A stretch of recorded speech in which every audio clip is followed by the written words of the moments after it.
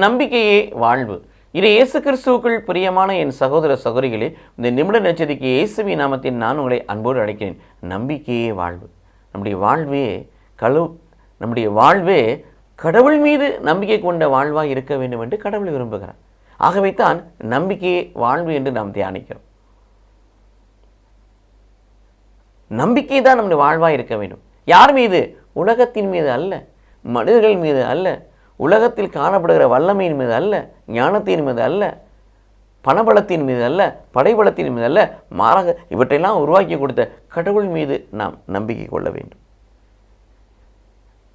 ஏனென்றால் அவர் மீது நம்பிக்கை கொள்வோர் தண்டனை தீர்ப்புக்கு ஆளாக்கப்படுவதில்லை. நம்பிக்கை கொள்வதனால் பலவிதமான ஆசீர்வாதங்களை பெறுகிறோம், உண்மை. ஆனால் ஃபைனலாக என்ன சொல்றாரு? இந்த உலகில் வாழுகின்ற பொழுது கடவுளை நம்பாமல் இருந்தோம் என்று சொன்னால் அது பாவம் என்று ரோமர் 14:23 சொல்கிறது. அதே வேளையில் மார்க் 16:16 வாசிக்கிறோம், கடவுளை நம்பாதோர் தண்டனை தீர்ப்புக்கு ஆளாவார்கள், அதாவது நரகத்துக்கு சொந்தமாக்கப்படுவார்கள். மோட்சமா நரகமா? நாம் கொடுக்கிற நம்பிக்கையிலே அவை நமக்கு கொடுக்கப்படுகிறது. நம்பிக்கையோடு வாழ்வோம், நம்பிக்கைக்குரியவர்களாய் மாறுவோம். கடவுள் நம்மை ஆசீர்வதிப்பாராக. ஆமென்.